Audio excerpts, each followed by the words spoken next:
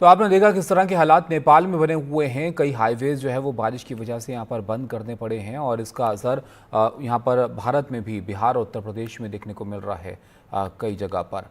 लेकिन पूर्वी उत्तर प्रदेश की हमने बात करी, जहाँ पर कई सारे ज़िलों में जो है असर पड़ा है इस बार के पानी का। इसमें से कुशीनगर भी है। ये तस्वीरें आप देख रहे हैं कुशीनगर की। हमारे साथ रणवीर हमारे सहयोगी जुड़ रहे हैं। रणवीर, बिहार की तस्वीरें भी हमने देखी। उत्तर प्रदेश में पूर्वी जो ज़िले हैं, पूर्वी उत्तर प्रदेश के, वहाँ पर काफ़ी ख़राब हालात दिख रहे हैं। ये कुशीनगर की तस्वीरें हम दिखा रहे हैं। क्या स्थिति अभी बनी हुई है और क्या इंतज़ाम वहाँ पर किए जा रहे हैं ताकि लोगों को परेशानी कम हो? देखिए, उत्तर प्रदेश में बाढ़ की एक बड़ी वजह नेपाल है। भारत और नेपाल के बीच में एक वाटर ट्रीटी है, जल संधि, और इस संधि के तहत नेपाल में जब भी पानी एक्सेस होता है तो वो भारत को इंटीमेट करता है कि हमारे पास इतना अतिरिक्त पानी है जो हम भारत में छोड़ेंगे, और इसका सीधा असर यूपी और बिहार में पड़ता है। उत्तर प्रदेश, बिहार और नेपाल की सीमा पर वाल्मीकि नगर बैराज है, और उस बैराज के जब दरवाजे खोले जाते हैं तो वो सीधा भारत में दाखिल होता है। दो बड़ी नदियां नेपाल की, जिसमें एक नारायणी और दूसरी काली नदी है, ये दोनों नदियां जब भारत में आती है तो इनका नाम बदल जाता है। भारत में गंडक हो जाता है और दूसरा शारदा। तो इन दोनों नदियों की वजह से कई नदियां प्रभावित होती हैं। घाघरा, सरयू, राप्ती, इस तरह की जो नदियां हैं, इन सब नदियों में जो नेपाल का पानी है वो आता है। और अगर वर्तमान स्थिति की बात करें तो 10 ज़िले ऐसे हैं जहां पे कहीं ज़्यादा तो कहीं कम बाढ़ का असर है, जिसमें सबसे ज़्यादा जो असर है वो नेपाल की सीमा से सटे महाराजगंज और कुशीनगर ज़िले में पड़ा है।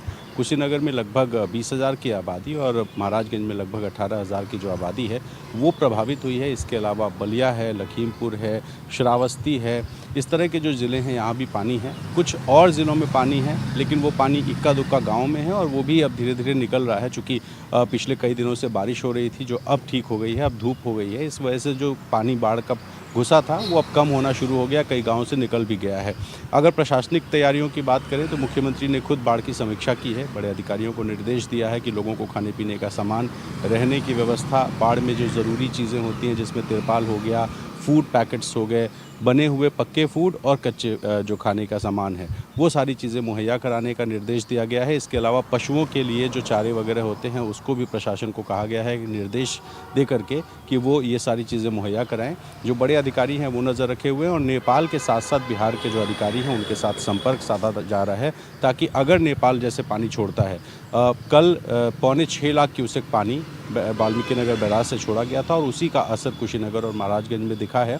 तो अब फिर से अगर नेपाल पानी छोड़ता है तो उसका इंडिया पे या यूपी में कितना असर होगा, इसका एक कैलकुलेशन करके उस तरह से तैयारियां जो हैं वो की जा रही हैं। हालांकि जब पानी आ रहा है तो उत्तर प्रदेश में जो सिंचाई विभाग है वो अपने अलग अलग बराजेस के गेट खोल के अलग अलग डायरेक्शंस में पानी को मूव कर रहा है, और इस वजह से जो असर है वो उतना ज़्यादा नहीं है जितना शायद बिहार में दिखाई दे रहा है, क्योंकि नेपाल के साथ संपर्क है, और इस संपर्क की वजह से जो एक्सेस पानी है उसको किस रूट पर डाइवर्ट करके जो बाढ़ का असर है उसको कम करना है, इसकी कोशिशें सिंचाई विभाग की तरफ से की जा रही है। बहुत शुक्रिया रणवीर आपका, बहुत अच्छे से समझाने के लिए कि किस तरह के हालात वहाँ पर बने हुए हैं और क्या इंतज़ाम वहाँ पर किए जा रहे हैं इसके लिए।